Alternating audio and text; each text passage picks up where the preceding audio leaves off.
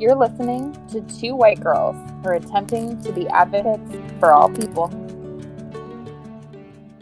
Hi, you're listening to Two White Girls with Megan and Katie. Hey Welcome guys. back. Welcome. Podcast 2. We can do anything. Episode. So this one is going to have more of me, Katie, speaking over Megan, just because I'm giving kind of a refugee resettlement 101. But Megan is definitely going to be interrupting with questions or things that, may come up. I'm definitely going to have a blog post that is going to really outline more or give more information for people who want to get it or to follow through to see, how this kind of works and what's going on. So take it away, Jet. Going. So, the immigration process in the United States has gone on forever. I mean, all of us who are here who are not Native Americans or firstborn Americans aren't, came here some way. So refugee resettlement didn't become a formal established process until after the Vietnam War. There was a response to Vietnam from the governments, being like, whoa, we should be, helping these people come to the United States after what we've done to them. We should fix this somehow. So there was a specific Refugee Resettlement Act that went in place in 1975. And with that act, they kind of saw, wow, okay, so maybe we should make an overarching thing for anyone. Let's be nice and do anyone should come to America, right? Because anyone can, technically. So, the Refugee Act of 1980 basically laid out the groundwork, the frame of what resettlement is today. So it laid out what the process looks like and what is required. So, in order to achieve refugee status, you have to prove that you are in fear for your life, fear for your safety, based on this well-founded fear of persecution based on race, religion, ethnicity, political opinion, belonging to a particular group. A genocide, if you will, could be a very easy definition for a refugee. So say, if you're familiar with Rwanda, you got the Tutsis and the Hutus. Well, the Belgians decided back in the 1800s that the Tutsis should be put in power because they're lighter skinned and taller. So then the Hutus over time were disenfranchised and angry. And over time it was, oh, we should fight back. And so there was a genocide in the 1970s. And then another one in 1992. So then it's like, who's the refugee, everyone? Because who was in power after the genocide in 1992? Oh, the Tutsis. So it's like this weird to be the balance. Most Twilight Zone situation. It's nuts. Ever. So anyway, everyone's a refugee. So it's kind of one of those things where it's like if you have a well-founded fear for your life from your government or from whatever political power may be in power. Now, how is that documented? How do you document that I have a well-founded fear besides just walking up to the border? It is very difficult to define. Okay. You have to show that through. Is it like a court document? Stories, kind of. Stories that kind of have to be substantiated somehow. Who here cooperated? So, in order to get the status of a refugee when you go into, say, another country. So, say I'm in Rwanda and I go into Uganda. Got it. I say, and I approach either the U.S. Embassy, I approach any embassy, it doesn't matter, or I approach a UN-sanctioned camp. I just roll in and I go, feed me or do something because I've been walking forever. I need some food. Okay. You have to go through a series of things. It's not only establishing that you're a refugee, because it's pretty easy in terms of like you're fleeing, right? You can't go home. So it's kind of like, okay, you're terrified and it's horrifying. So whatever, but then you have to pass a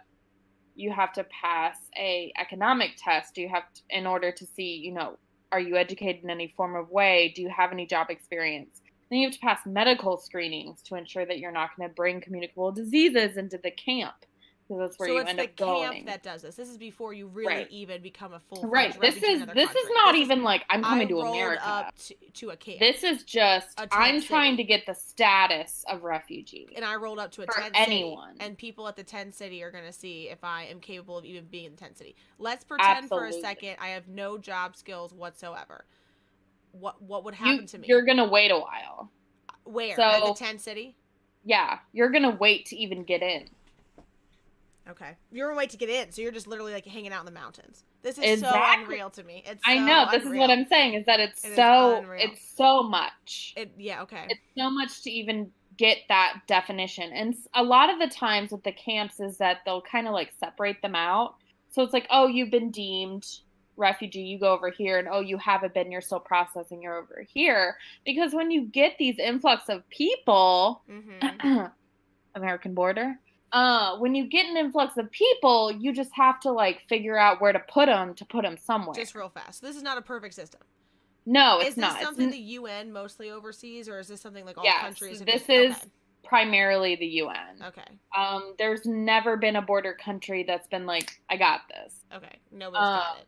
It's always been the UN. Okay. Honestly, that's just always who is there. And I mean, it's also depending on whether that country will allow the UN into their country, but primarily I was just about to ask, what if they don't allow the UN?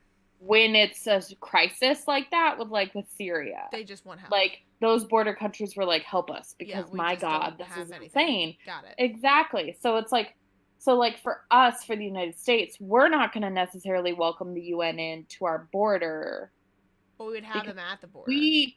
We're going like, we got this, even though, we're locking children in cages.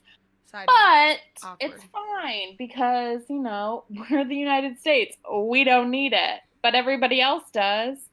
So, catch-22. Regardless, in order to even get the status of refugee, you have to go through these extensive processes. And then once you are deemed refugee, you can apply to come to the United States, a bunch of countries in Europe, Australia, Canada, wherever. You can apply for your third-party resettlement. Got it. So in 1980, going back to the timeline because I got you off of that, in 1980, we decided that we were going to be a part of this official system. Right. Of being a third-party resettlement. Right. So we kind of always were. Okay. But it was never formal in this way. It wasn't precedented. Right. Okay. And it was never like, oh, African refugees, that's something we deal with. It was primarily like, who can afford a boat or, at that point, plane ticket to come to America to then be deemed just an immigrant, because refugee wasn't necessarily really a thing at that point. Now, it was and it wasn't. What always was asylum. Asylum seekers were always a thing. So that's not new. What is the difference between asylum and refugee? So, Katie really wanted me to ask this question. I'm so excited. She's so because excited. Someone seeking asylum is someone who is already here. They either had enough money to get a plane ticket to come to the United States, showed up at a border, or they were already here on a visa and then cannot return home for the same reasons a refugee is fleeing. So I have examples of asylees that I worked with, because once you're granted asylum status, you can access the same services as a refugee within reason. And I'll get into the specifics of that later. Yeah. But when you're an asylee and you're seeking services, you're like, I can't go home. Whether it's I'm in fear for my life, they have already personally said they're going to kill me, or my family, or just my political opinion or membership to a group. I'm a part of a tribe or I'm part of a religion, and I can't go home for that reason. Got it. So with a refugee, they're applying to come to America because they don't have the funds or the access or they aren't in a landlocked country to walk to us because, you're either in Canada and you're walking down or you're in Mexico, in Latin America, Mexico, walking up. So it's, up is relative. Anyway, it doesn't matter. You're coming into America from a border. So we have these invisible borders for planes too. So you buy a ticket to America and you just show up. Our TSA at the border or ICE is going to be like, what are you doing here? And so if you're like, I can't go home, please don't send me home, I'm in fear for my life based on blah, blah, blah, they're going to be like, all right, well, the process for asylees is garbage, and it's detention centers, which are basically horrified, unmanaged prisons. So there's that on this whole other, we'll get to that in another podcast. Yeah. But for this purpose, asylees are here. Got it. So I've had a variety of asylees that I worked with in refugee resettlement, where I had asylees who had been in detention centers for 6 months to a year, who are waiting to process to get their authorization to work so that they could do XYZ and were approved. I had asylees who were well-educated, fluent in English, were here for school already, and then got approved, and then they just needed assistance to get a job or what have you. So it's kind of one of those things where it's like, if you're an asylee, you may be here or you may already be in a detention center and then need help. Got it. So with refugees, their flight, that whole process is monitored through Department of Homeland Security, refugee processing centers, International Office of Migration, as well as the resettlement site they're being attached to. So to move into that, resettlement after 1980 really was laid out into churches or sponsors to take over the resettlement process, because the United States government, federal government, was not like, we're not regulating this in all 50 states. Like, y'all, we'll tell you what to do and you guys just figure it out. So what ended up happening are there are 9 national voluntary agencies who provide services on behalf of the federal government with federal funds and donor support. And those are United States Conference of Catholic Bishops, Lutheran Immigration Refugee Service, World Relief, International Rescue Committee, Episcopal Ministries. I don't remember their full name, and now I feel stupid. Church World Service, HIAS, I can't remember what they stand for. EC, HIAS is the Jewish one, so I'm sorry, everyone. What are they? Hebrew Immigration Asylum Service. Stuff. Yeah. I have to look it up. Anyway, it's fine. ECDC, they're the Ethiopian ones, and they're great. So there are 9 national resettlement agencies who do resettlement across the country. So basically the way the words stack up, so you have these VOLAGs, these headquarters, who are stationed primarily in Washington, D.C., Baltimore, and New York.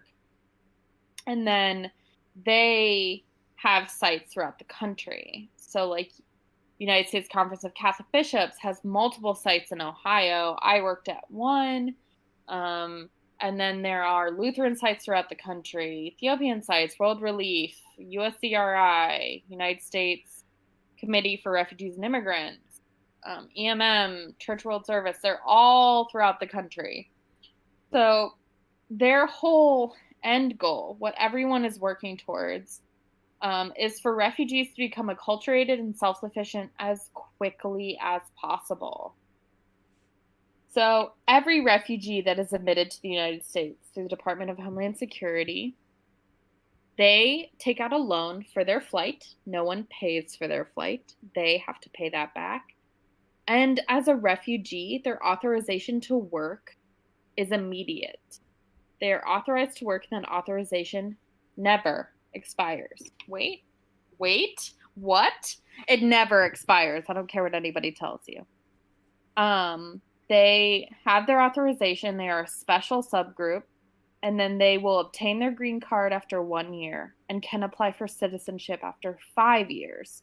So all the services that are provided through each state is limited to 5 years. Now, what is offered within that 5 years varies, but it is expected that all refugees after living in the United States will become citizens after 5 years. And also, as a refugee with that status, they're unable to return home at all during that period because they will lose their status because their whole thing is hinged on They can't go home. their inability to return home based on their well-founded fear of persecution. So, they are coming here with the expectation that they will not leave. That this is where they are, this is their new home, this is what they're doing. Now, so this started in 1980. We didn't have ICE and Homeland Security, really, until 2003. So do you know, in between that time, who was overseeing that before we built the Department of Homeland Security and ICE? From what It's I okay understand, it was whatever border control was in place. Okay. We always had and have always had some sort of border security. Yeah. Whether that's just customs It was probably or customs then, right? have you. Okay. Right. So I don't know the specific No, because in 2003 department we were or whomever is under that. But there was always someone doing those evaluations. I assume it's someone under the Population for Refugees and Migrants, PRM. They're under, at this point now, they're under Department of Homeland Security, but before they weren't. So I would be very interested to see who is. I can add that for sure. So to move forward, like kind of like how it works. So when someone is deemed a refugee in a camp, so I'm using Africa for an example because so many of my clients are from there and it's easy and I just know it. So I'm a refugee from Rwanda. I go to Uganda. I get refugee status. I'm in the camp and I'm there just like hanging out because there's really nothing to do because it's a refugee camp. Sometimes there's teachers for my children and sometimes there aren't. Mm-hmm. Sometimes there's teachers for me because I have a third grade education and sometimes there aren't, so it's one of those things where camps aren't perfect. And, I'm lucky to have enough food for my children, let alone anything else. And I could sit there for years and years before my number gets pulled, and I could be going through these interview processes where I'm sharing my horrific stories, my trauma, over and over and over again to determine that my trauma is accurate, right? That my story fits, that I'm not telling a story just to get the status to escape, or I'm not the perpetrator of whatever happened. So it can be a kind of traumatic revisiting. Yeah, very traumatic, sounds like. No, yeah, definitely. So then once these international organizations attached approved refugee, meaning they've been granted the status, to and applied to the United States processing program, Department of Homeland Security then interviews and approves the refugees to be admitted to the United States. So a refugee can have an application to Canada, the United States, the UK, Australia, all at the same time if they choose, and then just hope one pops before the other. Or if they have their heart set on the United States, maybe they have a family member in country, or something to get them here. So then they can be approved to be admitted to the United States. Once they're approved to be admitted, then the refugee case is assigned through the RPC, or Refugee Processing Center, to one of the 9 voluntary agencies that I listed previously, who then assigns it to one of their sites throughout the country. So those with a U.S. tie, meaning a friend or a family member attached to their case, will be assigned to a particular voluntary agency, or VOLAG, and a particular site that is in that designated area. So if I'm that same refugee who's living in Uganda, and I find out that my sister magically is alive and she's in Cleveland, I'm going to attach her to my case, and then I will hopefully end up in Cleveland, Ohio, right? Mm-hmm. So then what will happen is I will be assigned to one of the VOLAGs who has a site in that area. If I am someone who doesn't have a family member, who doesn't know of a family member who's in the United States, I could be considered a free case, meaning that I will be randomly assigned and distributed across the country. Of course, taking into account the community programs, language ability, and other factors to provide acculturation and self-sufficiency in those areas.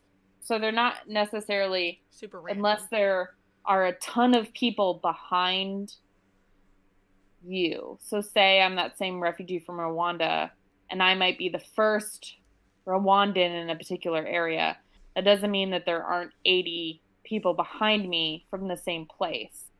Just means that's a new place for everyone. But there is a trend, and the idea is to place someone where that language capability and everything is already in place.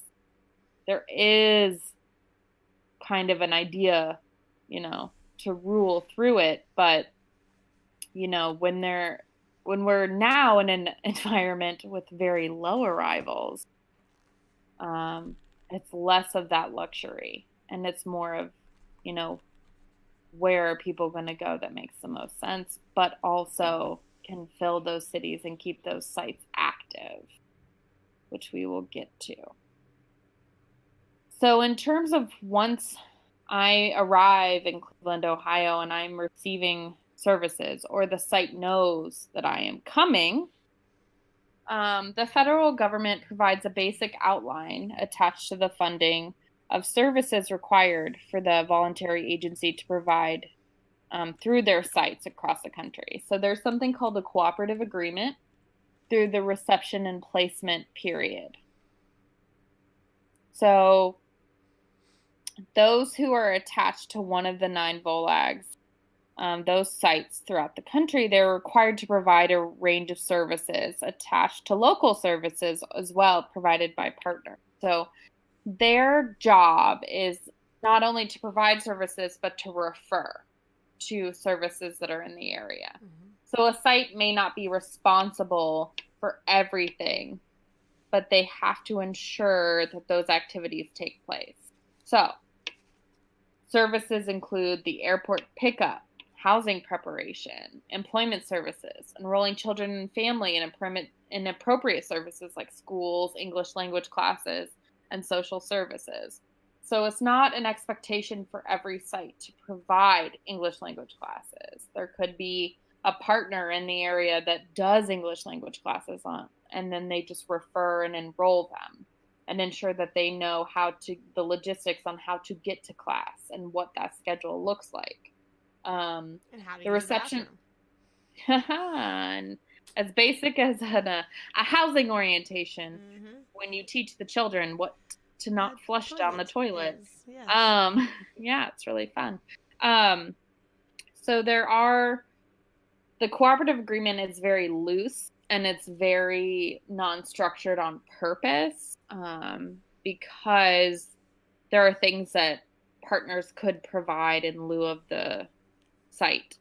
But the expectation is that a refugee will get these required services, and there are timelines on a lot of them. All refugees receive an unrestricted Social Security card.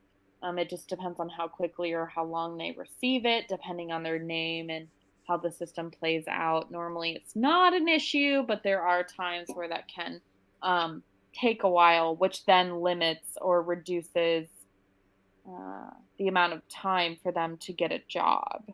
So there's a lot of things that can come into play into how resettlement works. There's so many moving pieces at the same time, and you're just trying to get people to a place where they can kind of just function on their own. By themselves. Right. So the American system is very rooted in how to become self-sufficient as quickly as possible.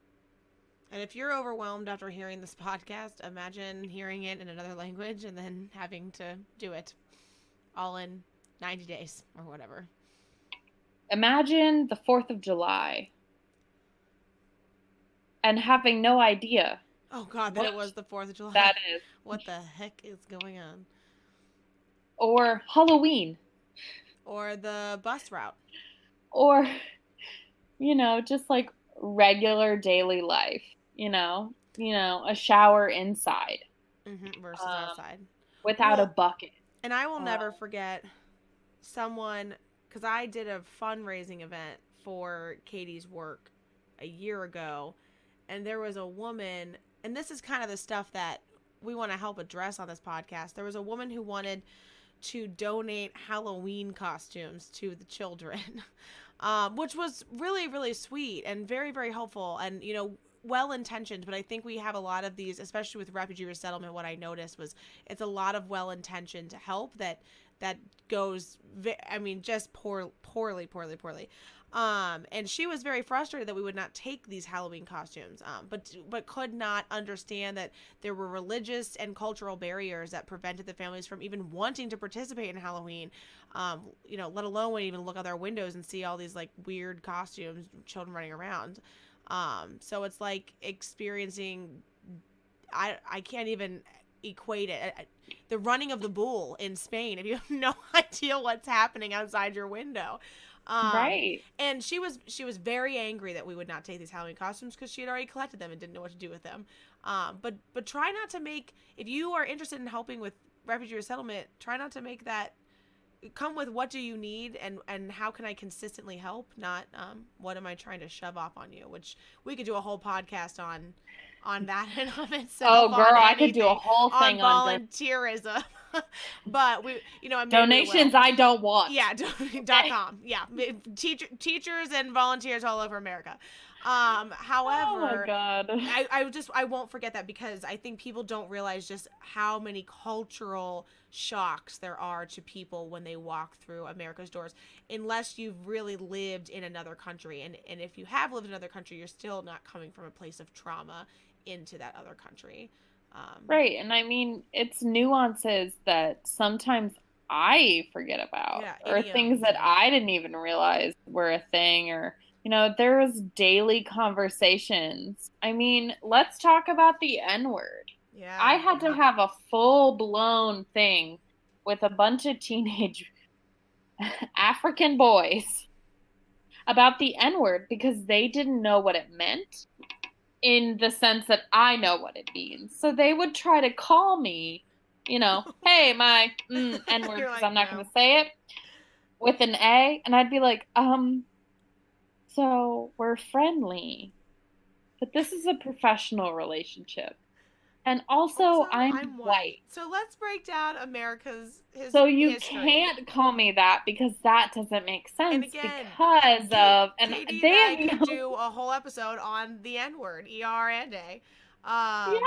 We would need a guest for that, obviously, to be legit. But yeah, it's even little things like that, or, I got to pay my water bill, pay this bill. How do you get to school in the morning? The fact that if you don't go to school that you're truant, things, just little things that so many things you're not thinking about when you're living in a camp. It overwhelms me to hear about. It really does. It washes right over me. There's a lot. There's a lot of tiny little things that you have to pay attention to. Absolutely. If listeners want to get involved and be the most helpful they can be to the refugee resettlement situation, right now, what can they do? And I know the blog will go more into this, but I think it's always good to end on a helpful note. So my favorite thing is for everyone, especially in the administration we live in, is to call your senators, please, and Congress members, mayors, love refugees, governors, anyone in any elected position, to say you support refugee resettlement, you want more refugees in your area, and that you don't understand why they're so against them. No, I'm just kidding. There are certain areas that are really awesome, so not everybody is against them. But I think it's just everyone needs to call your senators, your congresspeople, your local elected officials to say, you support refugees in your area, you want more, you don't understand why they're limiting the number as much as they are. And the presidential determination, which is who the president selects how many refugees are welcome, we are at historic lows. And that's just with the determination. And that determination they decided means the minimum or the maximum, which is So it'll probably be lower. incorrect. It's the ceiling. Mm-hmm. You can always go to the attic, baby. That doesn't mean it's over. So, the fact that they said 45 for this year, we're nowhere near it. We're not going to hit it. And the fact that they're discussing 30, it's not signed, it's not official for fiscal year 19 that begins next week. They, just because they say 30 doesn't mean 30,000 refugees will come to the United States. The point is to say we don't need more people working on asylum cases. There isn't a backlog. That is nonsense. There isn't some brand new group of people rolling in. It's the same. It's not new. What needs to happen is that there needs to be more people at the refugee processing centers, and there needs to be more people from Department of Homeland Security processing refugees and doing those interviews to get them approved to come into this country. They have backlogged them. They have fought every inch they could to stop this process for the last several years. Executive orders and that public nonsense. Let me misdirect you with showing you what I'm doing with my right hand where I screw you with my left. That's what they're doing. And it's not Trump. He has no concept of what he's doing. It's Stephen Miller. Stephen Miller at public enemy number one. He's the one who has put people in place to systematically destroy this. It's not that idiot at the Department or Office of Refugee Resettlement. Yes, he's terrible too. Get him out of there too. It's Stephen Miller. That's who your public enemy number one is.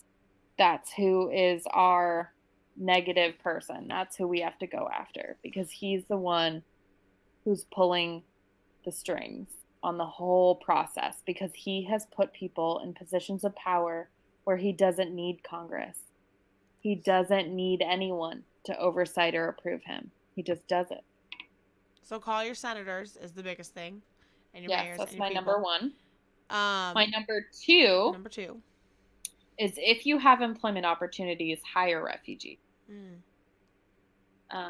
If you have jobs that don't necessarily require high levels of English speakers or mid to low levels, or you could train someone to be your excellent employee, you're going to get to know a human who is going to change your whole perspective on the world because they may not be from the United States, but they are just amazing human beings who have dealt with things that you could never imagine, who are just the most interesting, dynamic humans. And hiring refugees is that's how our economy thrives. So all of this long term is going to be detrimental, everything that the administration is doing for immigrants and refugees, because those are the people that do the jobs no one else wants to do. Yeah, I think we're definitely seeing that. Definitely volunteer your time. By asking what is most helpful and being consistent. Yeah. So I would say if you work in an industry that's in demand, IT, nursing, or any kind of medical field, whatever is in demand in your area, look up labor market information. Whatever is in demand in your area, and you can volunteer to be a mentor to refugees through their career process or upgrading, like they've been here maybe for a while, so they're trying to figure out what their next steps are or how to return to a job that they've had in their past. Volunteer to be a conversation partner, volunteer to work in job readiness classes, English classes. You might not be volunteering necessarily directly to a resettlement site, but with other organizations that work with refugees or immigrants daily. Um, that's huge, just like huge, because as a volunteer, you get to do all the things I never got to. I had fun limitedly. I was the one who came in and like poked holes in their dreams. Okay. So, like, as a volunteer, you get to do all the fun stuff. You get to give them dreams. Like, Megan's mom, who was one of my favorite volunteers, She loves it. got to have so much fun She with a literally family. obsessed with them. She's so And I sad would they don't need walk her in. anymore. I'd walk in and be like, let me smash your dreams, kids. And she'd be like, remember to pay your energy bill. Here's some cookies. Love you guys. Uh-huh. But Yeah. now that family's completely self-sufficient and they don't need her anymore. They have her number, but they're doing super, super, super well. So are you? It's so beautiful. It I really is. can't. It's super, super beautiful. So there's I'd start crying if it's my I soul was wasn't going to say dead. we're about to start crying. It's something that's really, I mean, it's definitely, again, to speak to my mom, it's definitely changed my mom. It's definitely given her some relationships that she'll never, ever forget or leave. So if you have the time and are willing, do it. And then otherwise, being a donor. Yep, give some money if you've got money. I know millennials don't, but if you're older, please. Right. Money is important, but also things. So when there's a large influx of refugee arrivals, furniture, basic household items are really essential. A lot of resettlement sites will have a list of what their needs are. So you can always contact them to say, hey, what do you need? Please never just drop off a box of random shit. No. Ever. Don't please give dirty items. That's happened a lot. Just please donate, things we ask for. And gently used. If they're used. There might be needs for backpack drives for, the beginning of the school year or mid-school year when, more refugees are coming in. It really depends on what the site looks like or what your city looks like in terms of how many people are coming in. But money is essential, but you could also donate gift cards, bus passes, other items that can be used directly. I know at one of my sites in Ohio that if you donated items to a particular thrift store, that thrift store would give gift cards to the refugees to use at that thrift store. So then they didn't go to a department store to necessarily close shop for winter. Or if they didn't bring anything with them, that kind of stuff was really nice and really supportive. So contact your sites, of course, before you sort of like, hey, I have 30 spoons. Who needs them? Like, please, no one. No one needs them. You know what everybody always needed was bowls, because bowls apparently break all the time. Oh, well, okay, there we go. Bowls. Things bring like some that. Bowls. Bring some bowls. So Katie's going to put all of this on the blog for you to see and different resources for you to be able to get involved if you're interested in getting involved in whatever way you can get involved. So check out our blog at the end of this episode.